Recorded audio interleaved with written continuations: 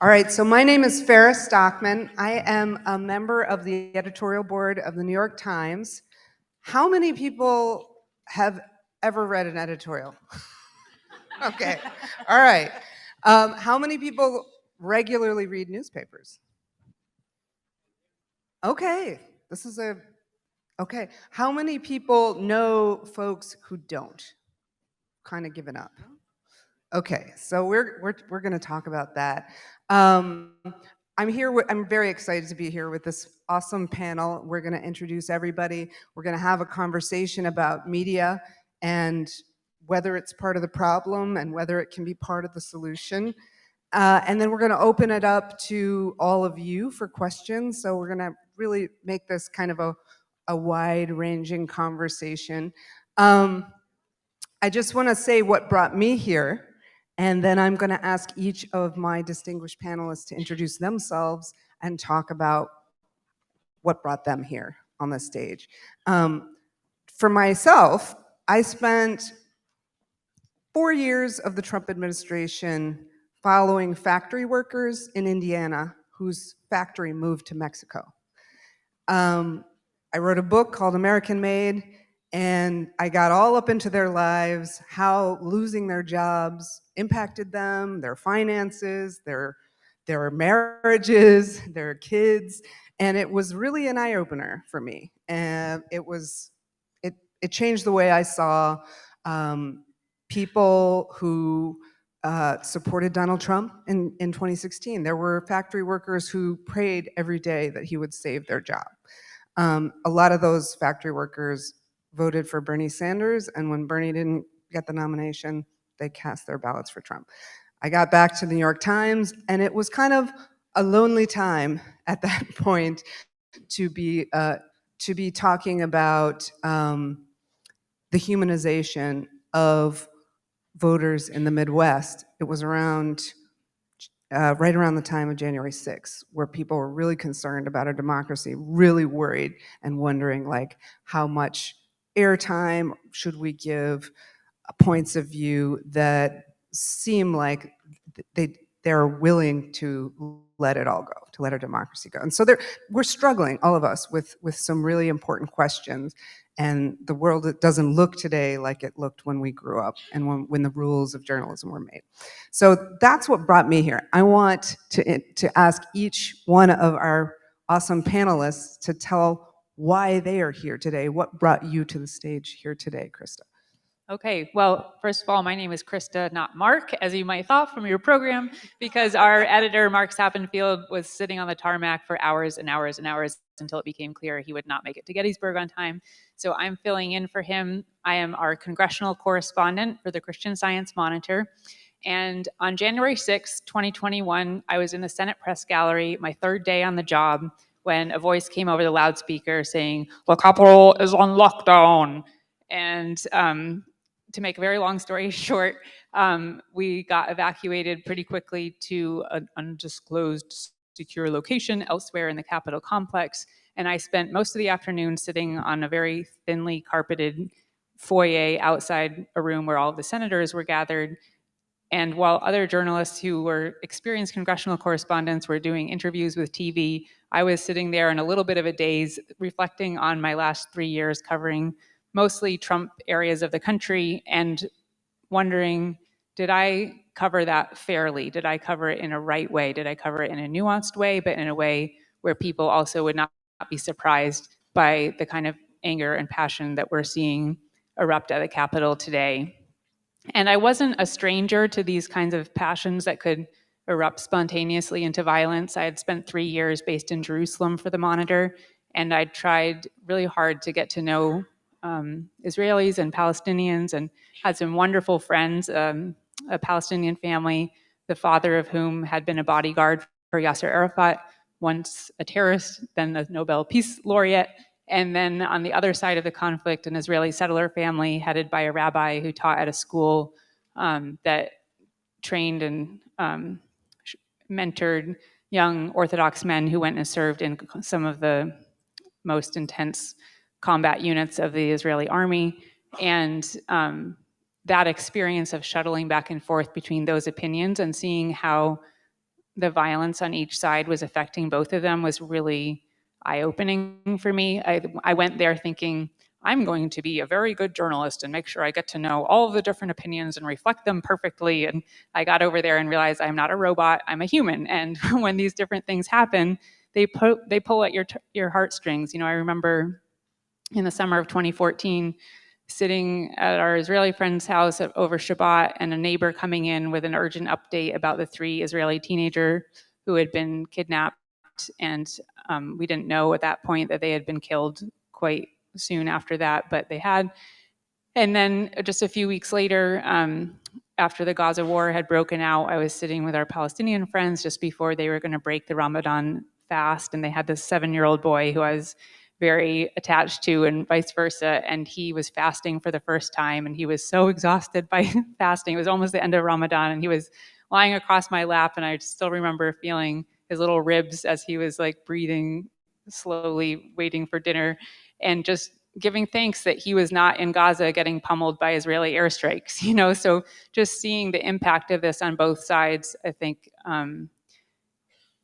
made that idea of fair and balanced journalism a lot more complex and a lot more nuanced for me. So on January 6th, it was a new experience because now I'm dealing with this in my own country where I have more of a stake, and I can't say, well, I'm not Israeli, I'm not Palestinian. I am an American, and this is my country too. And that basically set the tone for my experience as congressional correspondent, because it really underscored to me that the media have a role in this. I remember walking out. I was not one of the people who stayed till 4 a.m. when they finalized the vote. I think I left a little bit after midnight, and I remember walking out past shattered glass, and the Capitol was all lit up with police lights, and there were military vehicles, and I had to walk quite a distance to get to an area where I could get picked up. And as I was walking away from the building and looking back at it and remembering something a senator had said, he referred to it as the citadel of American democracy. I remember thinking, part of a citadel is the literal defense of it. That's the Capitol Police's job. And that will need to be addressed in the days and months and years going forward. But there's another part of fortifying a citadel, and that has to do with the ideas that it stands for. And the media is very much a part of doing that. And what is my role, and how can I do that as constructively and fairly and courageously as possible? So that was sort of the questions that I was asking myself my first week on the job, and continue to ask myself. And I've just been so grateful to be here the last day and a half and get to hear from so many interesting people who are thinking about some of these same questions, albeit from different angles. So just really grateful to be able to join you all and our wonderful panelists here tonight to discuss these important issues. All right, Hélène. My name is Olin B and Hofer, and Farah, you asked, why are we here? And it's deeply personal for me to be here. And I'm a broadcast journalist, and I also train journalists. And I can remember the moment when I was sitting in my living room at home in New York. I live in Western New York, and I realized that I was part of the problem. And you asked, are we part of the problem? Can we be the solution? And I would say yes to both. And I don't think that was never my intent. I don't think that any journalist, that's ever their intent to go into this work, is to be a part of the problem. I was raised in the Midwest. I am a Columbus kid. I grew up in the 80s and the 90s, and I lived off of The Cosby Show and Ebony Magazine and McDonald's chicken nuggets. And I had this beautifully diverse family. And my parents met in the 60s, got married, and they were determined to raise these 2 kids that could be anything that they wanted to be, except for singers, because we cannot sing.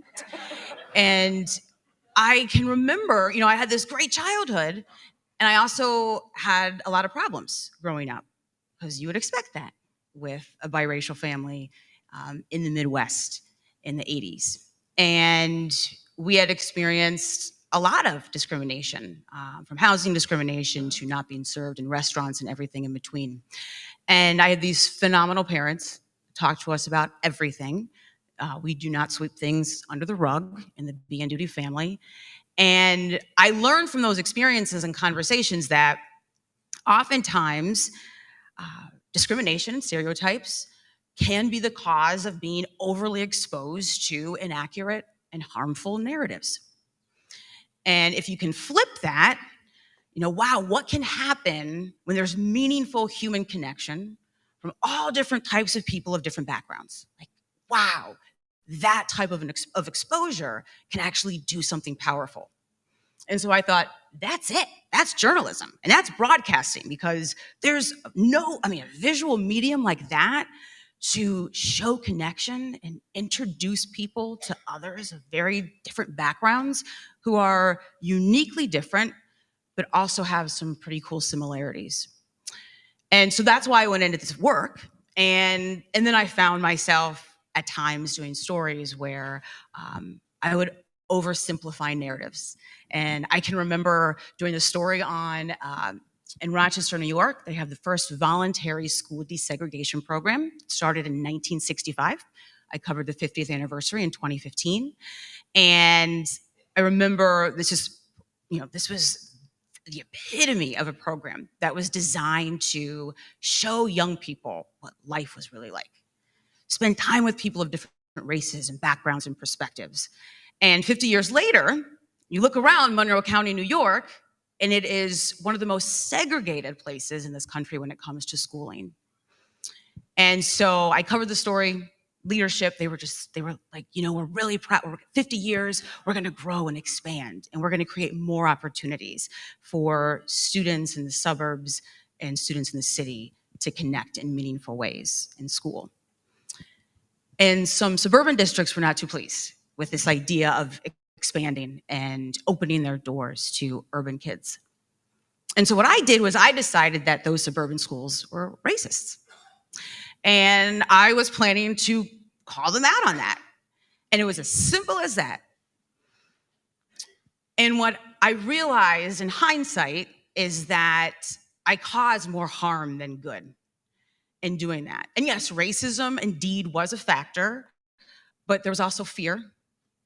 There was also lack of information, lack of communication, misunderstanding, so much complexity that I left out. And I realized in that moment that something has to shift. And so I ended up working with the Solutions Journalism Network on an initiative called Complicating the Narratives. It was a piece written by my friend and business partner, Amanda Ripley. And she wrote this essay, and then we turned it into an initiative and trained journalists, about 1,500 journalists worldwide, on how do we complicate narratives to show nuance and to show people as they truly are, and what can happen when we do that? What can happen when we think about how people operate in a polarized state, and we're very conscious of that in the way we approach our reporting. So I'm still working on how to get better at this. We all are, but that's what brings me here today. Thank you for that. Thank you for that. Hal, last but not least. Yeah, I think we should just end it right there. I mean, these two, what a privilege to share a stage, and commend you both for what you're doing. So I'll just share two stories. Tell us who you are and who you work for. So my name is Hal Boyd, and I'm the editor of the Deseret News. And the first story of a reason why I'm here is more institutional, and the second is a little bit more personal or philosophical. The origins of our publication, the Deseret News, date back to 1847, when there's a band of religious refugees huddled on the Missouri River who were desperate to procure for their children means whereby they could print books that they might learn to read, and secondarily, that they might be able to print new things upon which to feast the soul. And they were desperate for this because they were fleeing religious persecution at the time, and they were heading west out of Missouri, then to Illinois, and then further and settling in Utah. And so the publication, since its inception, has had a deep desire to preserve the Constitution. And when I say the Constitution, I mean it in a couple senses. One is they had felt the pain of not having a system whereby conflicts, violent conflicts, could be mediated and that certain civil liberties could be protected. So there's a deep concern to protect the Constitution. So yes, very much the Constitution in the sense of the document that we can go visit, and we all see in films like National Treasure that's behind the glass, and the little pocket ones that some conservatives might pull out, and others hopefully. But Constitution in another sense as well, the way we constitute each other, the way we are constituted, our Constitution, as in how we feel, how we are united or out of joint. And so for years on the editorial pages of our publication, we stand for the Constitution. And I like to think of it in that sense. And so we're here because I, representing the Deseret News, we care deeply about our Constitution. And something feels a little rotten in Denmark or in the district or in the Republic. Something's a bit out of joint, to quote Shakespeare. But second, from a more personal, philosophical standpoint, as a member of the press, so to speak, another story that goes back a little bit further. The great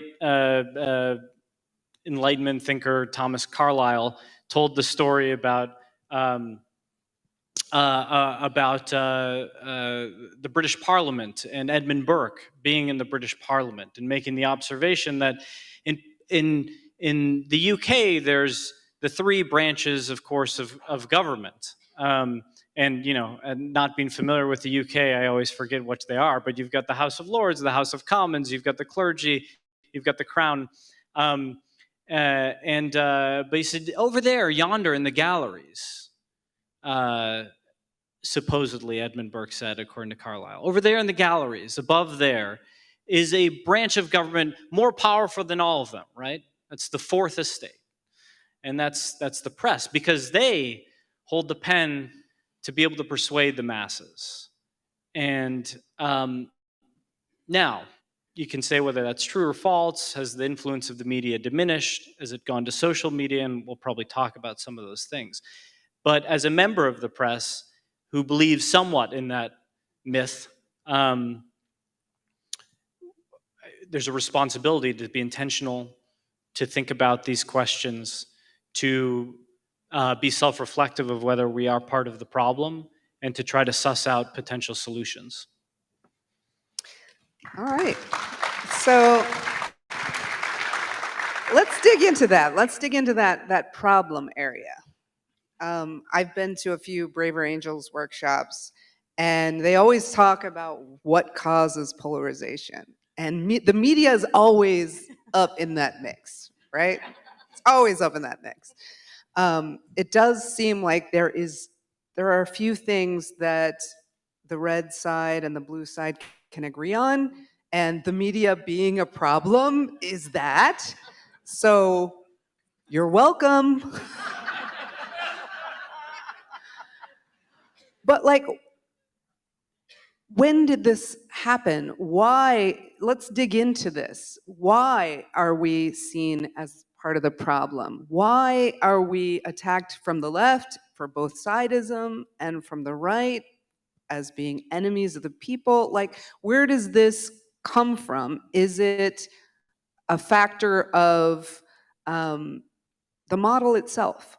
These days, newspapers are struggling to survive, and we have to get clicks, right? We have to find money from shrinking revenue. When I started off, the Boston Globe used to survive on Macy's ads. They'd get $28,000 for a full-page Macy's ad, and the paper was full of Macy's ads, right? Now there's not even a Macy's. So, everything is going to digital ads, and everything is going to, maybe attracting your attention. and what do we have to do to get your attention? And so I'm just throwing it out there. To what extent is the funding model part of the problem, or what is the deal?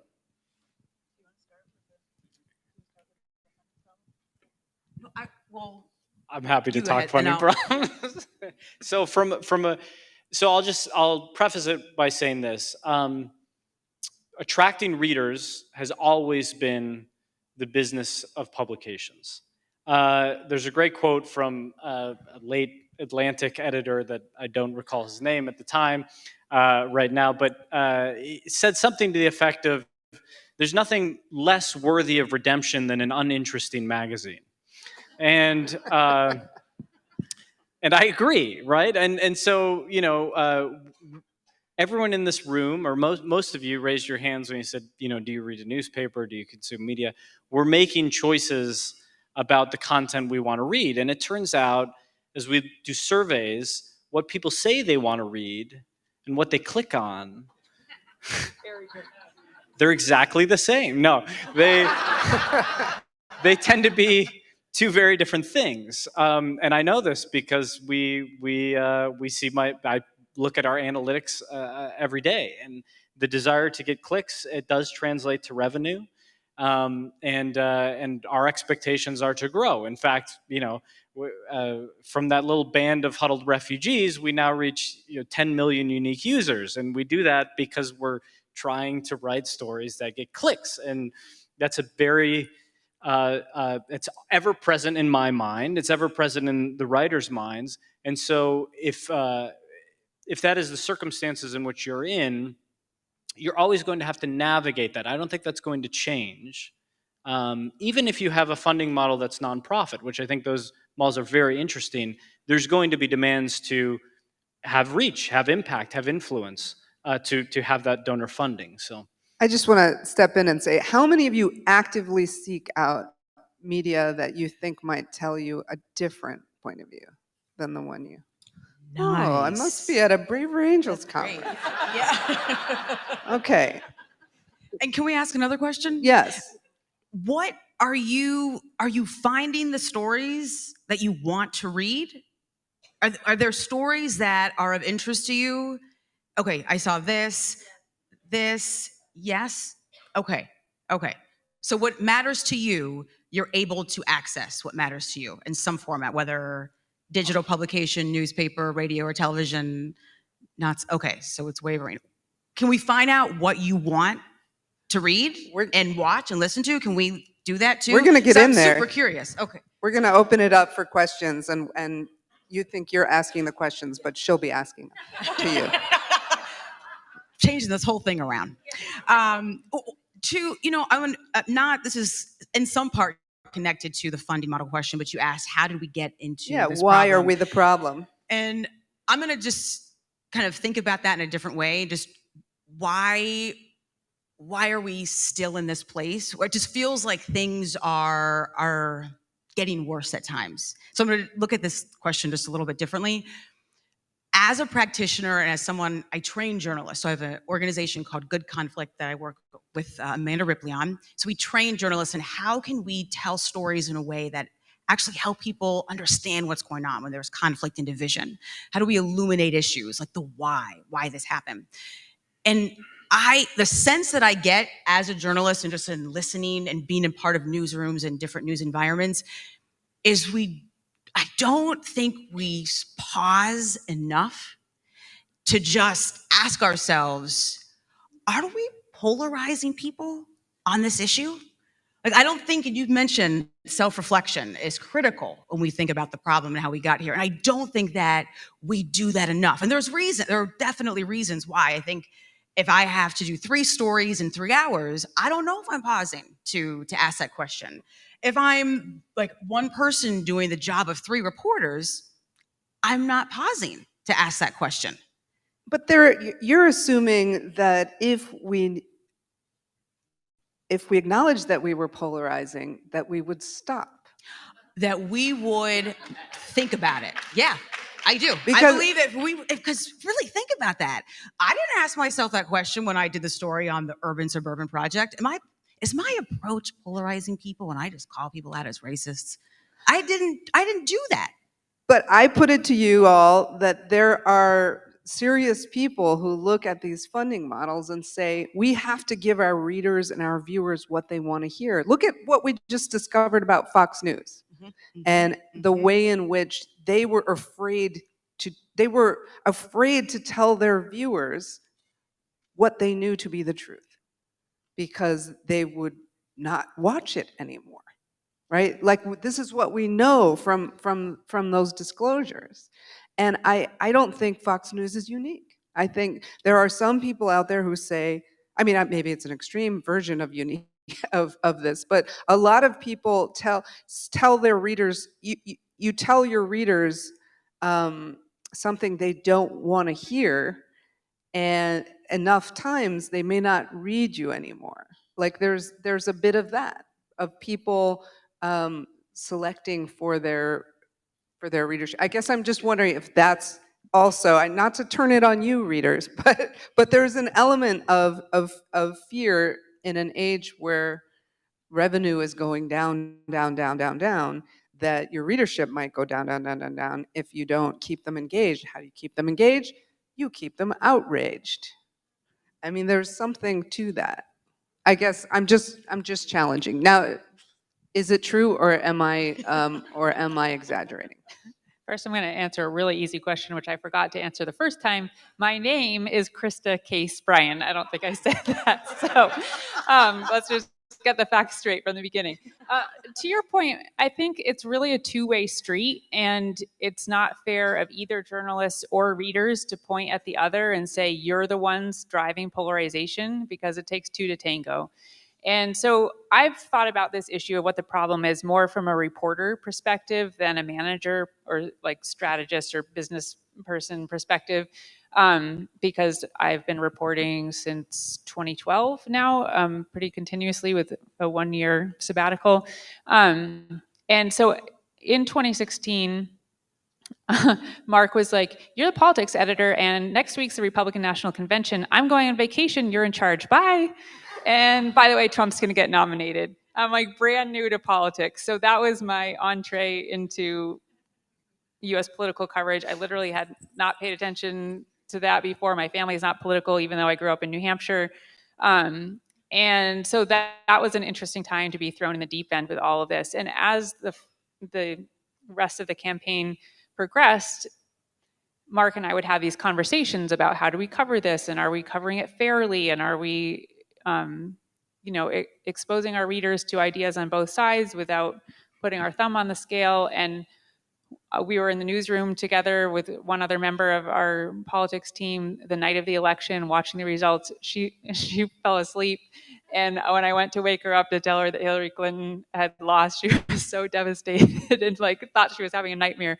But anyway, that was like a night that I'm never going to forget, and Mark and I had a number of conversations after that about, like a lot of other publications, we did not see this coming, and we really need to do a better job. So I think it was about 9 months later, he assigned me to become our Heartland correspondent, which involved traveling all over Appalachia and the Midwest and the Great Plains states. And part of it was political, to do stories about politics and national politics, but a lot of it ended up being just, what are the issues that really matter to people in these states, and how are they solving those issues? And that was just a wonderful way to understand where they're coming from in a different context than just like, why'd you vote for Trump? Like, let's have lunch in a diner and find out. Although there was some of that too. It's a lot of stories. Like Must be a diner. So I think the 3 years or so gave me more of a sense of what it is that kind of tweaks more conservative readers in the way that we cover things. And my observation is that, yes, part of it is the adjectives and adverbs that you choose and the number of sources you choose from one side versus the other. But some of it is also, what topics are you choosing to cover? Because that indicates a bias of sorts too, and if a vast majority of your coverage is climate change, race, and LGBTQ issues, like conservative, those things tend to resonate more with liberals than with conservatives. So then conservatives feel like, well, why aren't you writing about the things that really matter to me? Or why 95% of the time that you write about abortion, are you writing about the travesty for abortion rights? Or, and PS, here's a voice from the other side saying why they think abortion is wrong, but it's from a defensive perspective rather than let's try to understand where pro-life activists are coming from and do that. So I think I've tried to become more attuned to sort of the language and the issues and all the different ways that we make decisions in the journalistic process that could come across as biased and make people feel like their perspectives are not going to be reflected in this type of journalism, so why should they engage? How many of you all were blindsided in 2016? How many of you blame the media for that? Okay. We want to talk to you after. I'm just kidding. I have to say that I covered that. in the parking lot. I covered just a little bit of that race, and I'm also not a political reporter, but I was sent to talk to contractors in New Jersey who had been stiffed by Donald Trump with his casino, and I was supposed to find people who were outraged at him, and I found a lot of contractors that had been stiffed, and every single one of them was still going to vote for him. So I didn't do the story, when in reality, that was the story, right? That was the story. And so it would have been a far better story. It's far better journalism to write about what you see, what you encounter, and try to understand it. And I remember one of those contractors telling me, they're all crooks. They're all crooks. At least he tells the truth about his lies, like something like that. But it was something that resonated so much when I started following the factory workers in Indianapolis. They had the same utter alienation from politics. So many of them were just crooks, crooks, crooks. And it was that, to me, is the heart of what we missed, because all those people usually didn't vote, and they were coming out of the woodwork to vote. And so that's not a great democracy either, if a whole bunch of people are out there not voting because they feel disenfranchised and they feel like no one listens to them.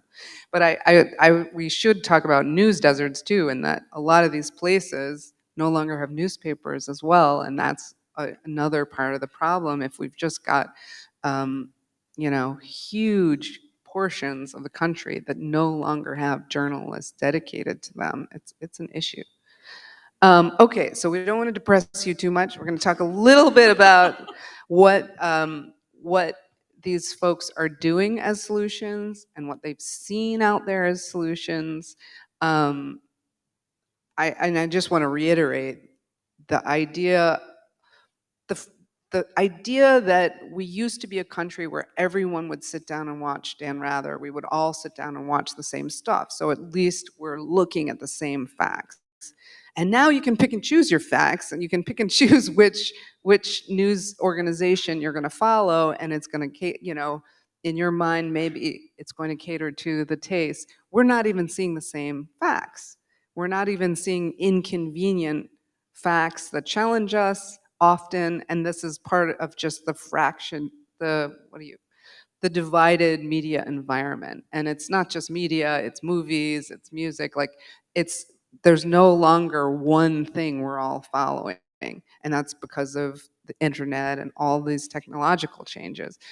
It's made it more difficult. But let's talk a little bit about some solutions. How do we get to a place where you are challenging people's narratives, you're at least presenting them with a humanized view that's less based on stereotype, I guess. Is that viable financially? Can you do it? Do you have to go out of your way to do it? Do you have to have a special project to do it? Or can all journalists do it? Tell us a little bit about what the Christian Science Monitor is doing. Sure. Well, the Christian Science Monitor was founded in an era of yellow journalism in 1908 with a radically different mission: to injure no man, but to bless all mankind. Say that again: to injure no man, but to bless all mankind. Now, the founder of the Monitor is Mary Baker Eddy, who also is a founder of the Christian Science Church.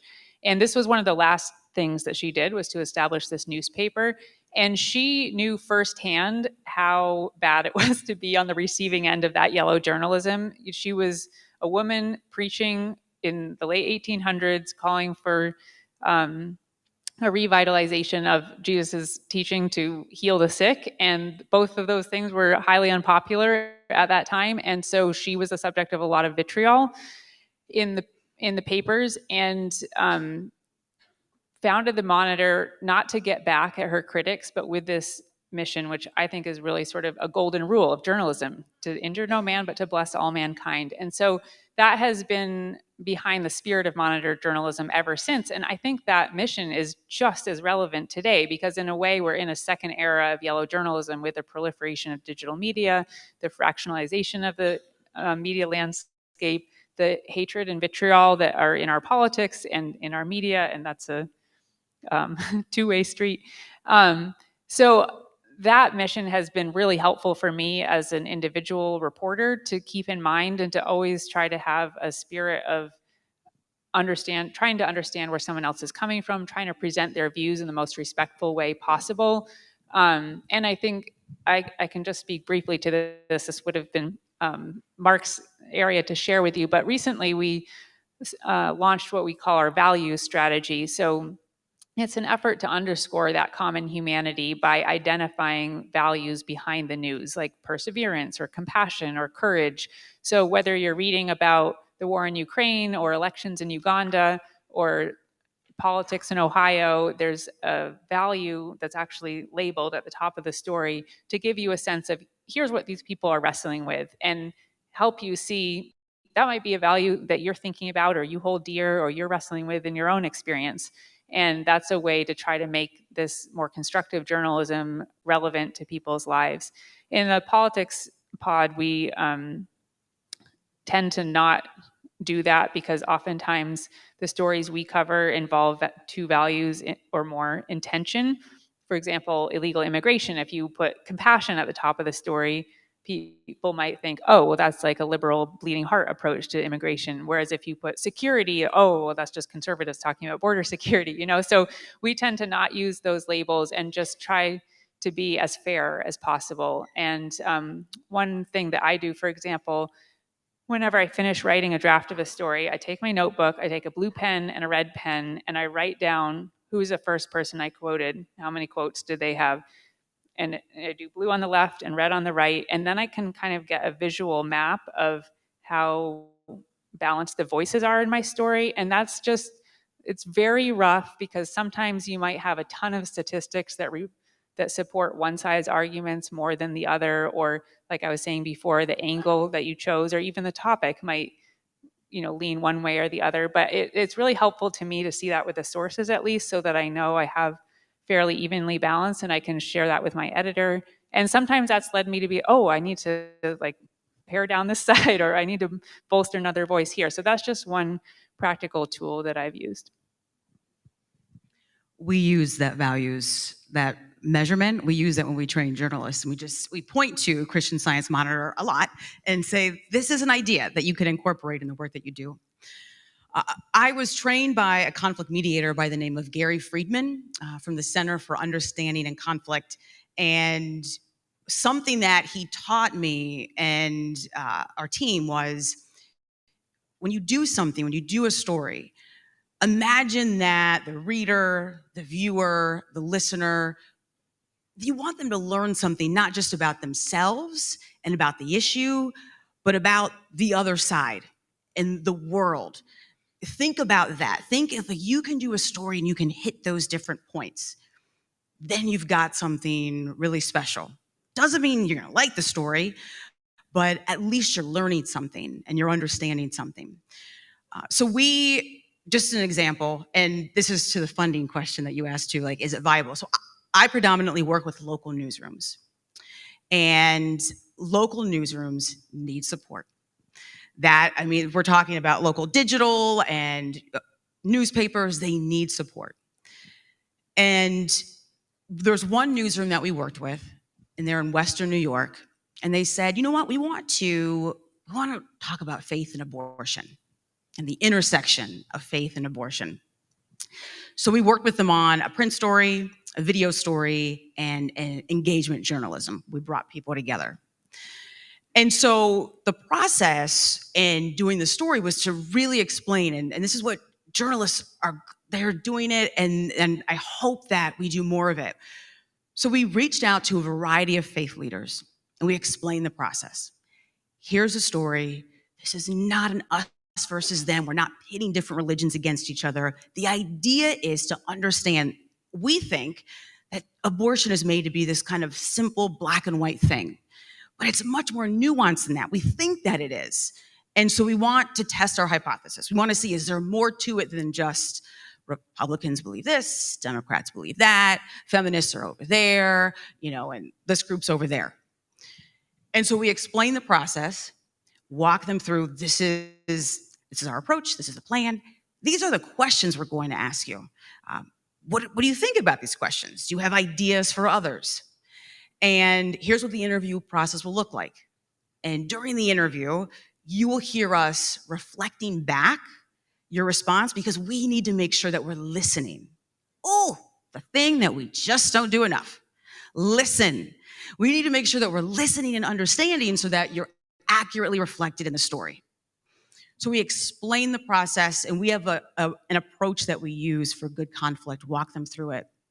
And that was just the first step to get them to agree, because people are not banging down newsrooms' doors to talk about abortion. And so what we got, we asked different types of questions. So we weren't going in with leading questions, trying to elicit certain responses. It was, where do you feel torn? Where are we oversimplified on this issue? Why is this personal to you? What does the other side think about you? And what do you want them to know? And then from there, we put together the story, and it was this beautiful tapestry of the most interesting intersections where you could feel the tension between someone's personal beliefs and their religious beliefs at the same time. And the newsroom didn't remove that complexity. The sound bites for the video stories were not short. They weren't 15 seconds. They were 45 seconds. Sometimes they were 60 seconds. It was a long story, video story. It was a long print piece as well. And did readers stick with it? So that was the #1 click story that week. And they followed this process for 3 stories. And one of those stories, because we talk about and I think we talked about look for different types of sources. Don't always go for the most extreme, and the loudest voices in the room. So we did a story with them, and it was a #1 story for 2022. And it was to look at different voices, examining school curriculum. So, and I mentioned, I started by saying local newsrooms and local journalism, they need support, because what happened was that they were able to say, to the community, if you like these stories, if they're of value to you, tell us. I spent hours talking to community members to find out if there was value to them in these stories. And they did do a fundraising round. They were able to raise funds. So I would just say all that. We're all we're in relationship with each other. And so, and you mentioned it takes 2 to tango. So if there's something that you find valuable, tell your local newsrooms that you want this reporting done. They need to hear from you, because that's a partnership that's invaluable. Awesome. All right. Yeah. Hal, tell us what works for you all. Well, I love that story, and I love your earlier story about the contractors, right? Because I think there's a misperception that having a really great, or a story that a lot of people are going to click on, isn't a story that also may help with depolarization. In fact, it's not an either or. If you do it really, really well, you don't have to be an uninteresting publication. It does take effort. It takes effort and experimentation. I'm just reminded, I mean, having been here and experienced a little bit of Braver Angels for the first time, it reminds me of, not to wax philosophical again, but it reminds me of, why not? I'm going to wax philosophical again. It's my prerogative when you have the mic. It reminds me of, the philosophy of Emmanuel Levinas, right? The face-to-face encounter, that you see the face, you see the other's face, and you can't help but feel that there's an obligation, that the face makes an obligation to you. This idea that the human, confronting another human being calls upon you. And fundamentally, we as journalists have a role in that. Aristotle talked about these different kinds of knowledge, techne, and which technical knowledge, and different forms, and mathematical knowledge. And he had this other one called phronesis, which is a really curious one, which was practical wisdom. This idea that we come together in the body politic and we learn practical wisdom, that there's an actual a kind of knowledge that we develop, and the way we develop it is through bumping up against each other, learning each other's stories, confronting each other's faces. And sometimes that's very messy, right? And this became the process of politics, right? But through this, whereas Plato, he thought that the virtues were all just floating, in the ether, and maybe some of us do believe that.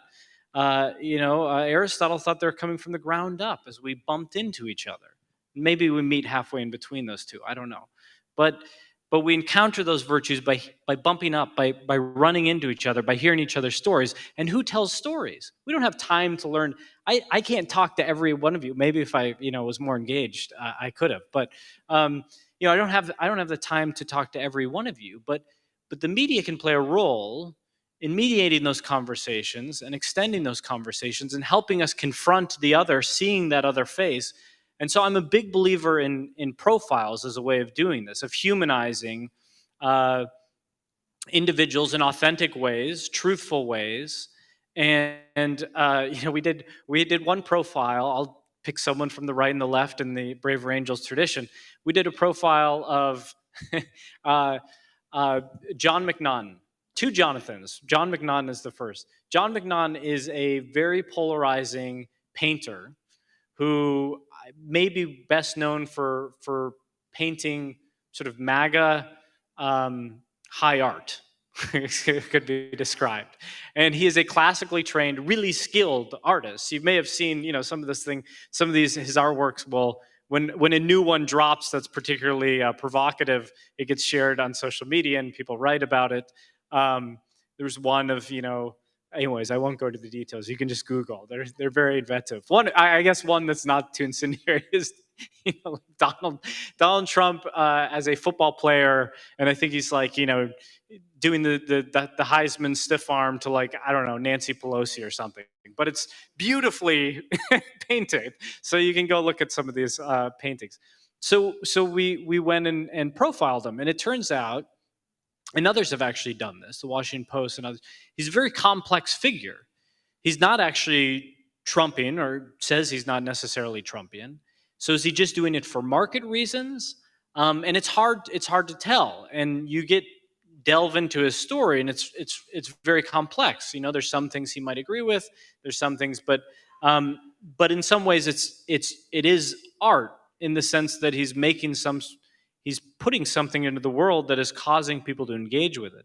Another individual is Jonathan Sullivan, going to January 6th, who was a participant in a way in January 6th, but he was, he's kind of says he's with Antifa, but people don't, he doesn't affiliate, or people from Antifa don't even want him involved, but he comes from more of a left-leaning activist bent. And we profile this individual, and yet again, we start to unfold someone with immense complexities in his life that can't be fit into a box properly.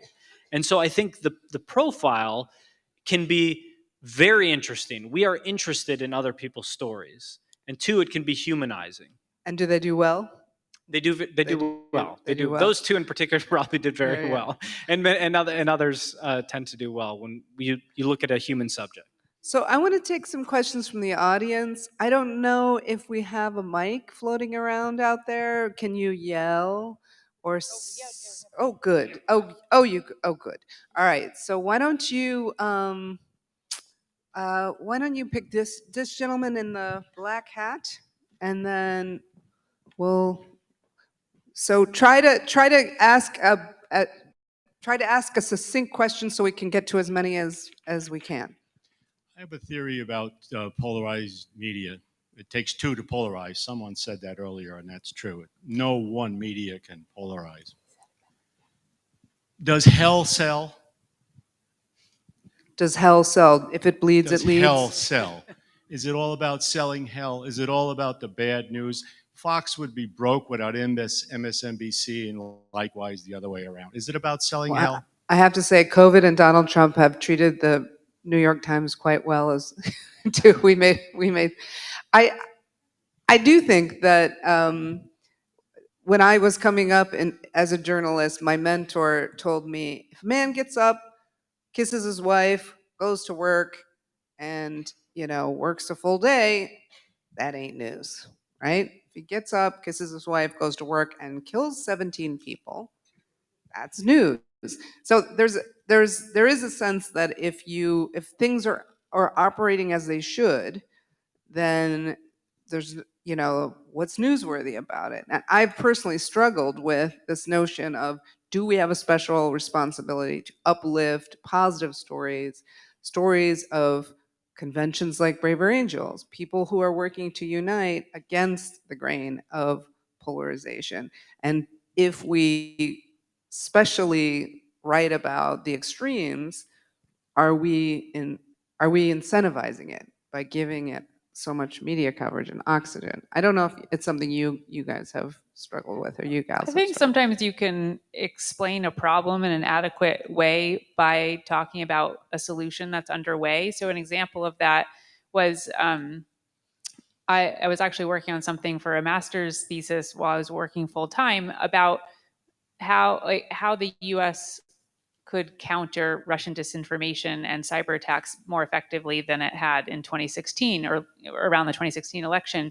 And a classmate of mine was from Estonia, and she said, "Well, I was telling her, like, I basically just summarized everything in the Mueller report. Now what do I do?" And I want to find something that's like a better answer, a better solution. And she said, "Well, you should look at Estonia's model, because in 2007 we were the first country that Russia sort of took its active measures, if you're familiar with that term from the Soviet times, active measures 2.0, and deployed that on little tiny Estonia on its border, and look at how we dealt with that." And so I ended up going to Estonia with a grant from the Solutions Journalism program, which was much appreciated. We were able to bring a photographer too, who took amazing pictures. And what I learned, I mean, in the process of doing that story, I mean, I did the thesis, but then also a cover story for the Monitor. And I was able to describe, here's why cybersecurity is such a big problem and how it can be exploited to manipulate people's elections, and also be combined with disinformation, which makes it an even more confusing environment. But I was able to explain those problems in the context of, and here's a really great model for addressing it. And one of the things that was most interesting to me about that is people my age and up in Estonia had lived under Soviet occupation for years. And they knew, like, that the Soviet papers would like show pictures of their town square as like with this awesome lush grass, when everybody could see with their own eyes that it was like dirt, and it had just been, I don't know, I don't think they had like what's it, not paint shop, what's it, Photoshop Yeah. back then. But somehow they were manipulating the pictures. And I realized, in the United States, we've never really had the kind of experience that required us to develop that antenna that Estonians had to develop living under Soviet occupation. That's something that's like built in for them now, especially for the people who grew up in that time. Whereas we need to figure out how to develop that as readers. And that goes back to what I was talking about, being a two-way street. Anyway, I'm getting a little far afield of the question, but I think that it's important for people to know. I don't want to say it's important for people to know about hell, but it's important for people to have a nuanced and complex understanding of the greatest challenges facing our society. But oftentimes there's a way to explain that by emphasizing what's being done to try to address those things. And so you're not leaving readers feeling like the world's going to hell in a handbasket. And as for whether that sells or not, that's above my pay grade. There's a woman in a necklace, a gorgeous turquoise necklace. Yes, you had your hand up. Yes. Oh, sorry. Gorgeous. Very high end. I'll have to use this as an accessory from now on. I teach media literacy, and sometimes that feels like spitting in the wind, but that's neither here nor there. I'm curious, when I teach students to go look at All Sides or mediabiasfactcheck.com, and they do in-depth explanations of where a news organization falls on the bias chart.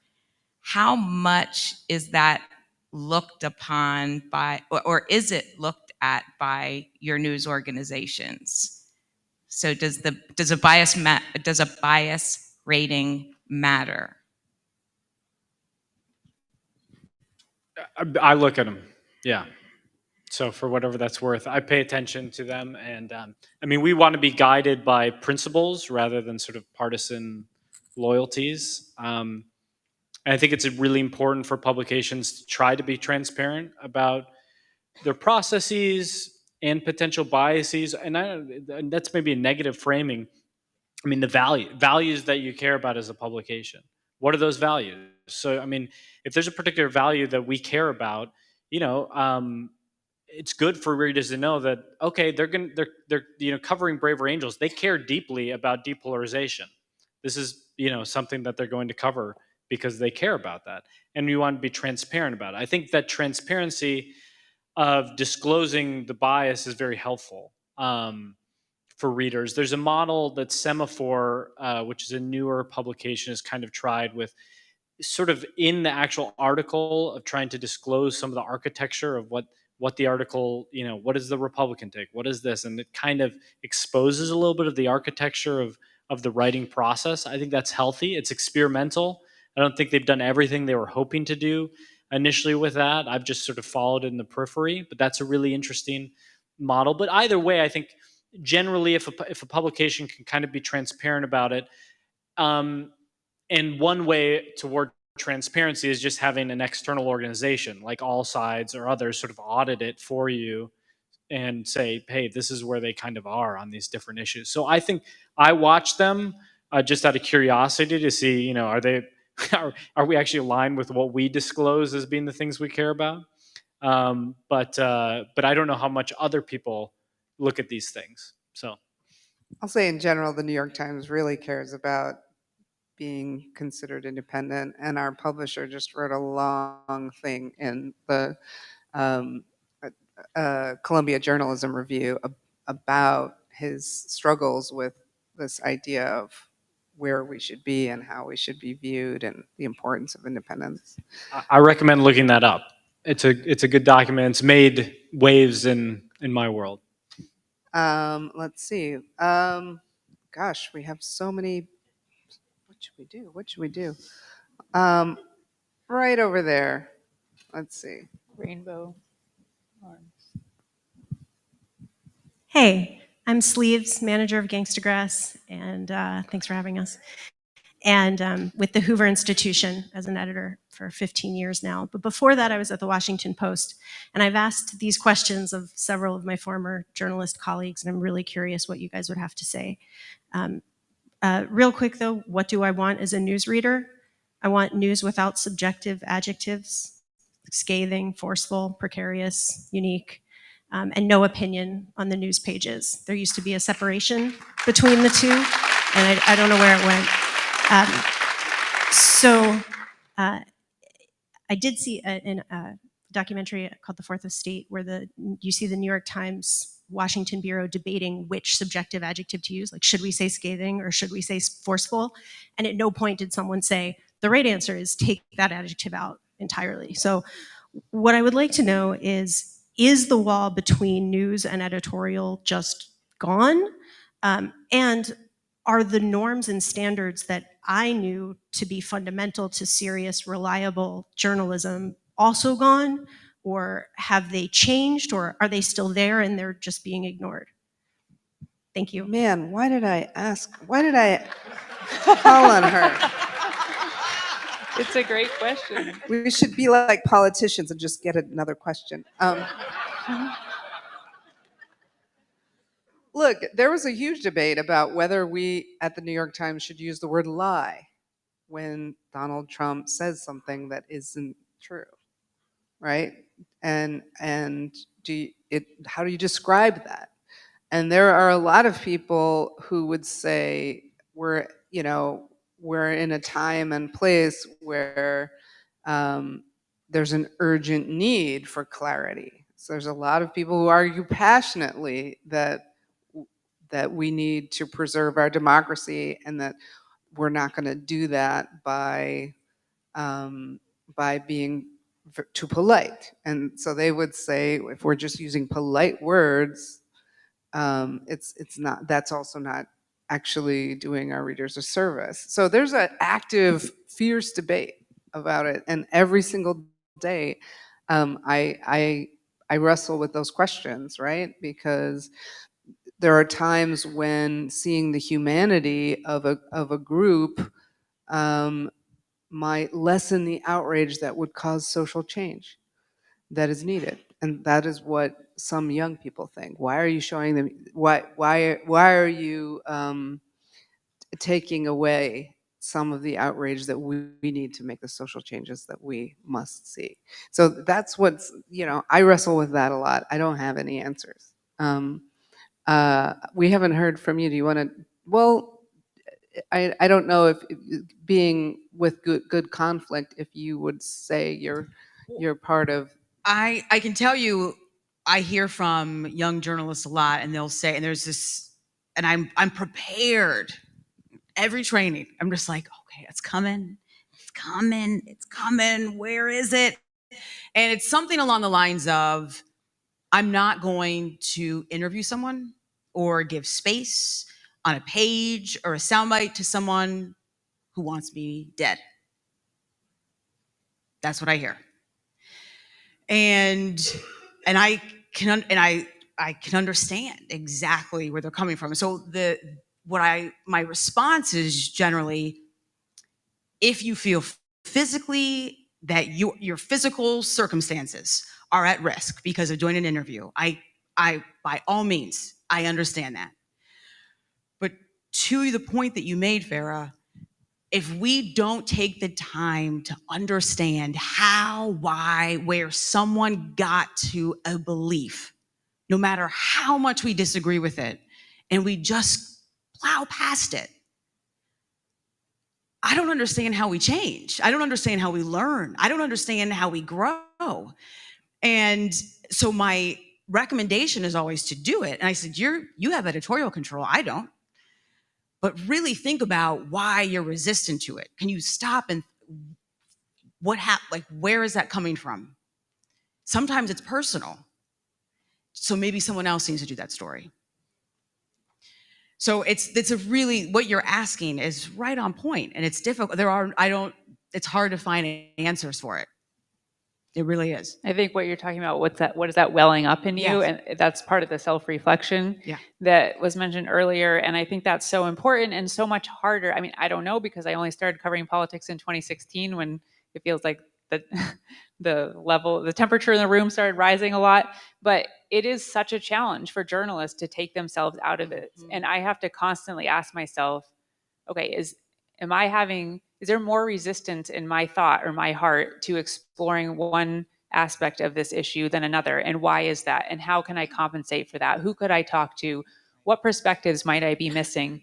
And for any of you that are Pride and Prejudice fans out there, there's a scene that to me is just so instructive about why it's actually to your benefit to push through that, because you might find out some information that could really help.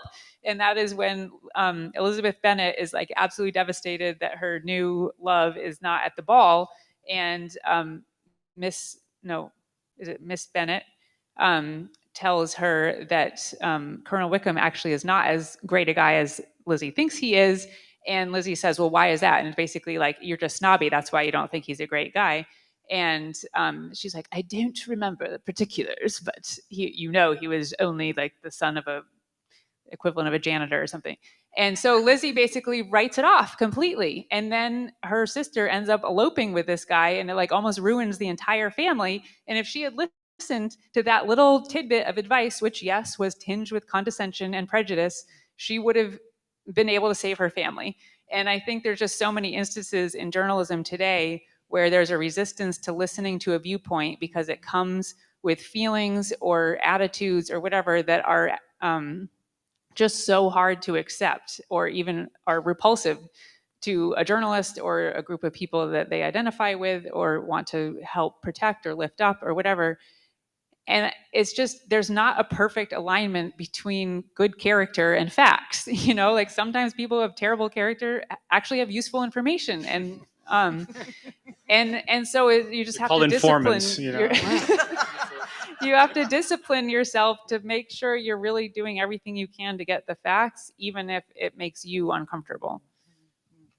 Let's do a few more. As somebody who's interviewed all kinds of people, including Al Qaeda and genocideers in Rwanda, I was like, of course we should interview fellow Americans, even if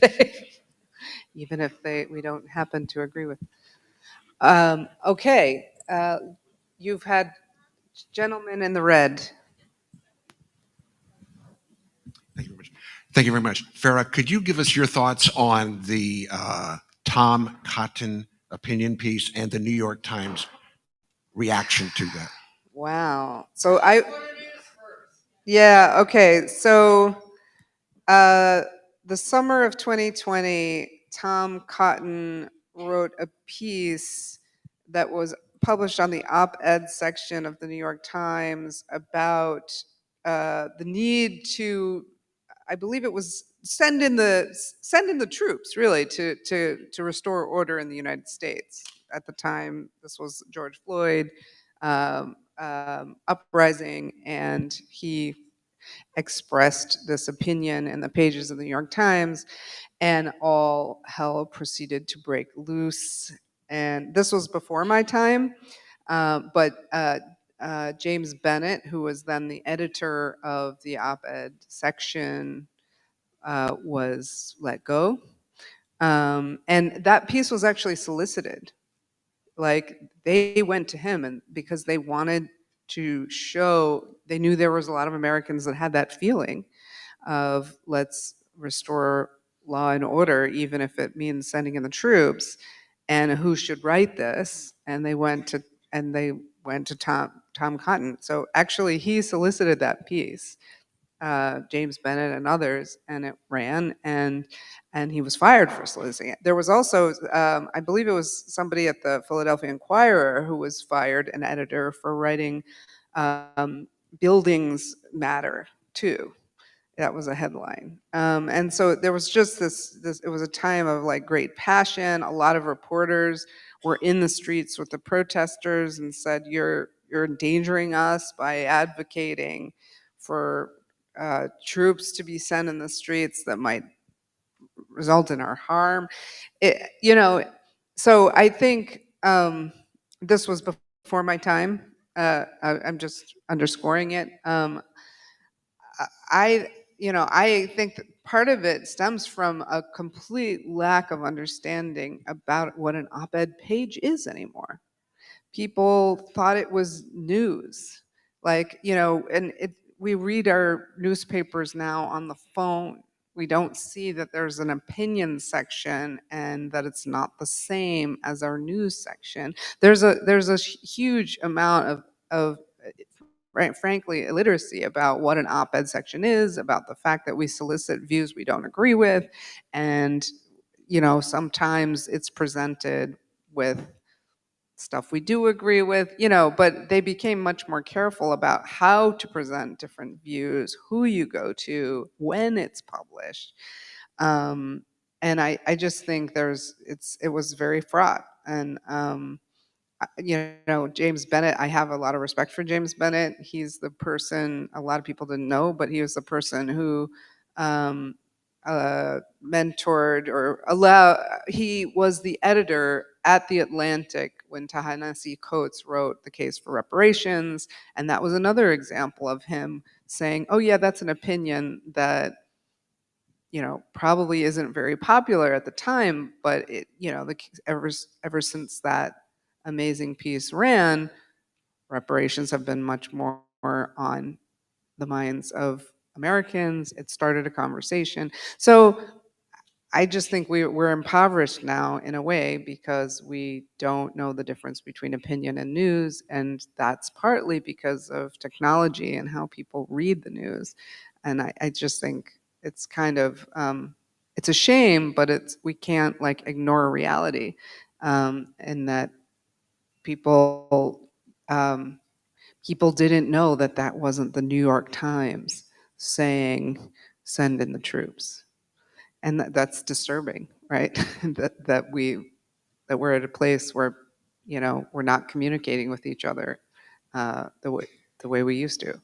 Can we? This gentleman way over there. Yes, another red shirt.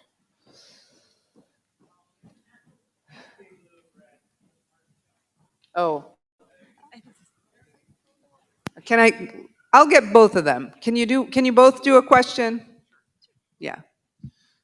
So mine's gonna be really quick. I'm Dan Darling. I live in Texas. I lead the Land Center for Cultural Engagement. I'm actually a conservative that's gonna say a nice thing about the New York Times. So I'm sorry. Say that again. Was that a compliment? If so, repeat it. If not, let it slide. I've noticed in the last few years you've actually started publishing more conservatives. Like Ross Douthat and Tish Warren, David French, and several others, conservatives. And so maybe you could talk about the process of why you wanted to include more conservative voices. And I want to thank you for giving them that space to maybe for your readers to hear maybe a perspective they're not used to hearing. Well, I'm not the person to thank for that. I'm not the big boss of the whole section, but I do know that they are trying to be thoughtful and to look for thoughtful voices. And you're always going to anger somebody, right? When they hired Brett Stevens, a conservative columnist, a never Trumper conservative, yeah, there was outrage as well. So you're always going to outrage someone. Uh, Gentleman in the hat, yeah. Thank you so much. Question is a little bit different, a little bit context. War zone correspondence.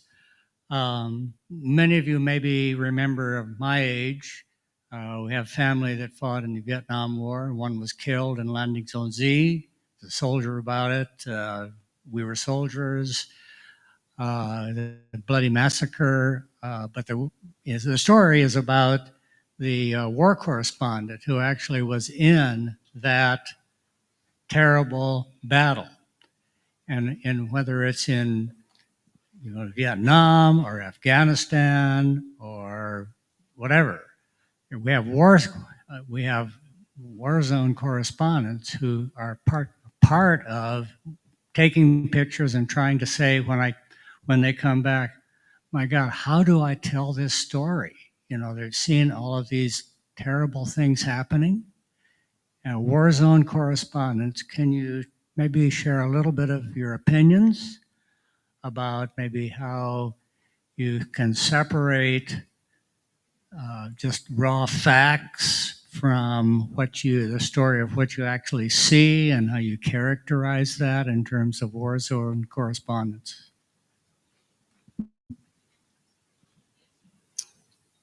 I mean, I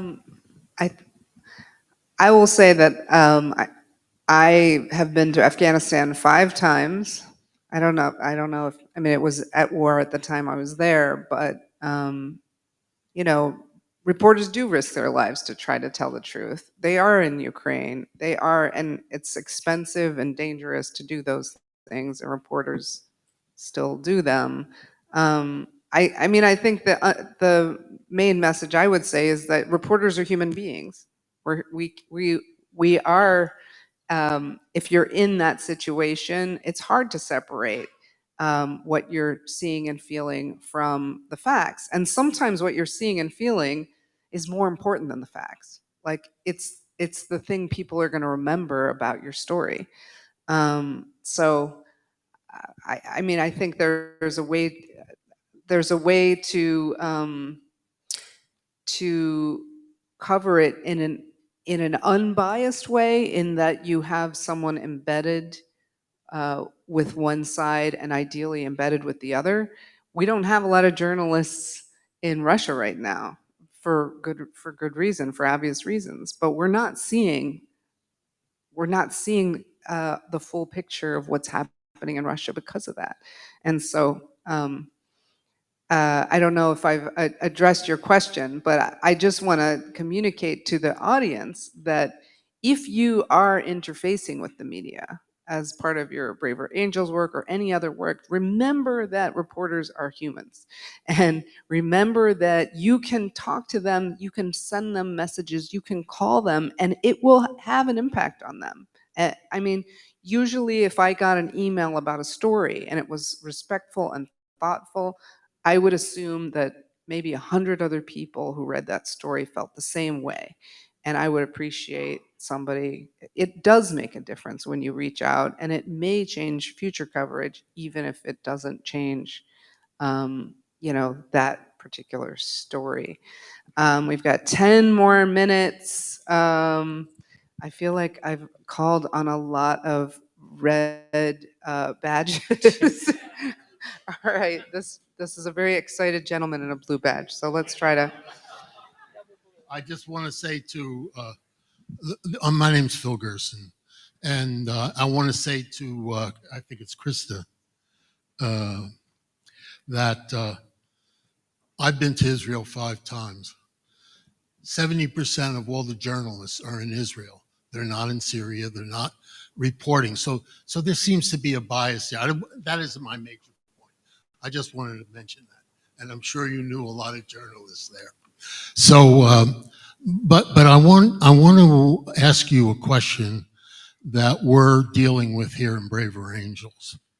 I just had dinner with a person that basically is an anti-faxer, and basically went down the line and talked about corruption and misinformation and so forth.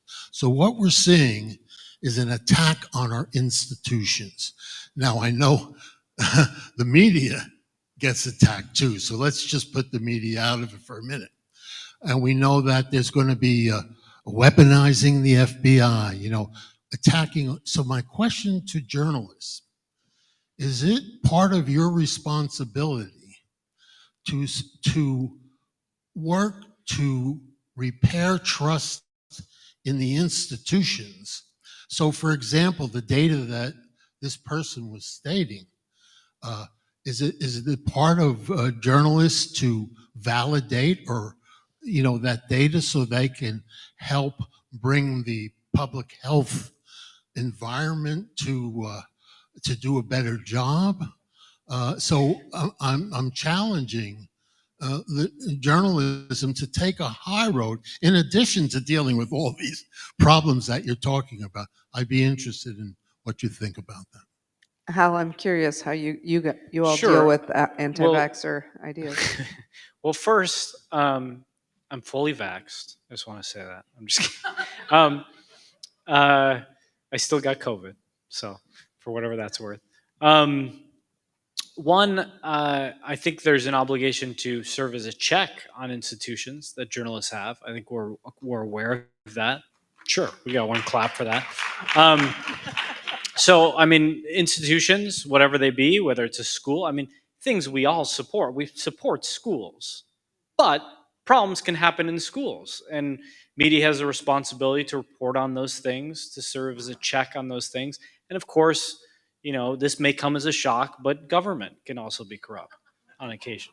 I know and so media has that role. But yes, I think it also has a role to highlight in the spirit of solutions journalism, which was mentioned before. It also has a role of highlighting when things go well and when things are successful and when there are solutions. I mean, we have this whole history of states being laboratories for democracy. And the idea is that, hey, we can experiment and good things are going to bubble up. Certainly, this happens in markets where people are looking at different things, or in the space of inventions. And that should be the case with journalism as well. When an interesting study comes out that's encouraging, right, we have to share that. When something good within government and interesting and unique and new is happening, we have a responsibility to do that. So I think, yes, there's an obligation to help support institutions in as much as they're worthy of that support. So yeah, I guess that's how I would answer that question. In terms of, yeah, that's how I'd answer that question.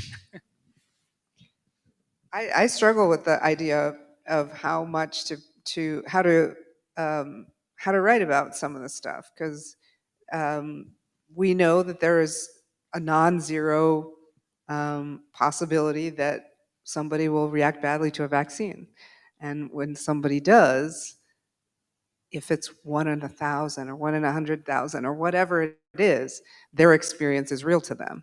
And so, where does that? I'm not a public health reporter. You're probably relieved to know, but there's still something that anti-vaxxers are picking up on, and I find myself wanting to listen to them and find out what it is, to understand why they are, where it comes from. And I find it interesting because there's an overlap. There are some very hippie, progressive people as well who are anti-vaxxers, and it comes from a distrust of the pharmaceutical industry and the profit motive and all kinds of things that I can kind of get down with. But at the end of the day, public health is important, and we know the vaccines have been important to public health. So how can how do you approach a story like that sheds light on why they think that, without letting your readers think that we should not have vaccines, right? And I think part of that is using your position and the opportunity you have as a journalist to ask some of the questions that they're asking and try to get answers for them. Because as Dr. Collins alluded to last night, and there were a number of things that people were wondering about or frustrated about or confused about or whatever, that there wasn't good communication about that. And as journalists, we can press for transparency in a way that sometimes individual citizens can't. If there's a ton of citizens asking the same question, then maybe they'll get transparency. But I think part of the opportunity of our job is to help those institutions have greater transparency, particularly at times when it's difficult to do that. As Dr. Collins said, we really wanted people to listen to what we were saying and do it as quickly and with as many people and as much oomph behind it as possible. And so, we weren't as nuanced about, this is what we know right now and it might change and whatever. You should go back and listen to his words to make sure I'm getting that right. But anyway, just basically helping institutions and citizens by pushing for greater transparency. Can we do just a real quick, sorry to interrupt. Go ahead. We've used the term solutions journalism a lot. Does everyone know what solutions journalism is? Okay, it's rigorous, in-depth reporting on responses to social problems. And I will tell you, if you, at some point tonight, Google solutions journalism story tracker, they have a tracker of thousands of stories, and pick your state or a topic, anti-vaxxers, and just put it in there and just see what pops up. And I guarantee you'll thank me later. You can text me, tweet, whatever. But it's refreshing to see. It's not, frilly. This is not cupcakes and rainbows and all that type. I mean, this is really great reporting that's been done. And it's inspiring. And I think some of these questions that you're having, read the stories, and you're going to hear me say it one more time. Take it to your local news outlets. Tell them that you want this type of reporting if you see value in it. So solutionsjournalism.org, or if you just Google solutions journalism and put in story tracker, and just please put your city, your state, your town, and see what pops up. solutionsjournalism.org. We have a woman here with her hand up, and I don't see a lanyard, so we'll do non-lanyard. Well, thank you for taking my question. In the spirit of bridging divides, I wanted to ask, with the rise of independent journalism such as Substack and other YouTube opinion-based or podcast-based personal individual journalists, what can there be done to build healthy bridges between kind of these main institutions and these more independent journalists, as there seems to be quite a bit of strife there? And then if there could be a bridge built, what do you think could be the potential benefits of such a partnership and relationship? There are collaboratives, journalism collaboratives that exist throughout the US. And so different news organizations will partner, and they'll partner with independent media outlets similar to what you suggested. So Philly has done this, Western New York and Southern Michigan have done this, different parts of the country. It's a collaborative network. So all sorts of different entities. It could be a TV station, could be a Substack writer. They will identify a challenge, and then together they'll pool resources to report on it. And if we could see more of that type of partnership and collaborative work, I mean, that's what we need more of, I think. I think we talked about the funding issues. That helps address a ton of different challenges. It addresses funding, it addresses news deserts. I mean, the list goes on and on. So that's one thing that is happening and that in the news ecosystem, but we need more of that. I don't know what else. Yeah, I mean, we've done collaboration. The Great Salt Lake was a big collaboration between Western media. We've done collaborations on family issues with the Atlantic. I mean, there are lots of opportunities for that. They come with challenges, I would just say, as an editor, because it's from a managerial standpoint, it's difficult enough to manage what you're dealing with, and then you have another organization. But I do think they're really important, and they're worth the effort to do. Because in a way it's bridge building, in a way it's covering, you're covering, as we said, news deserts, etc. So we are at 9 o'clock. I know you all have had a big, long day, and we'll have a long day tomorrow. I think we need to wrap up now, but I just wanted everyone on my awesome panel to say one sentence that you want the audience to leave with. Because, I mean, I think it was Thomas Jefferson who said that if you had to choose between government without newspapers and newspapers without government, he would choose newspapers without government. Nowadays, I don't hear that as much. So we want to get back to that place. But starting with you, Helen, let's go back this way. One sentence that you want this audience to leave with. It's going to be a run-on sentence. Just think of periods, or not periods, commas. Think of journalists as judges seeking to overcome human bias, which we all have, and balance as much as possible. That's our aspiration. So think of us in that light, and maybe we'll become that.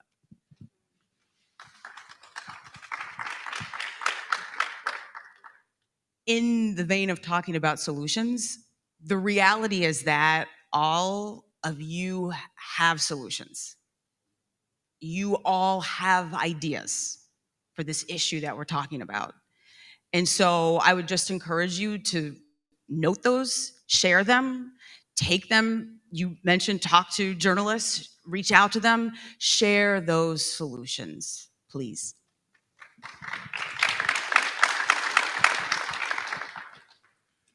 I guess I would just add that, I've given a lot of thought to this idea of fairness, and in thinking more about the Monitor's mission to injure no man, but to bless all mankind that Mary Baker Eddy gave to it, and the spirit in which she did that after everything that she'd been through for her controversial position as a woman and a religious figure in that time, that journalism can really be healing too. It's not just about being fair, it's about having heart and bringing healing to our society, which so clearly needs it.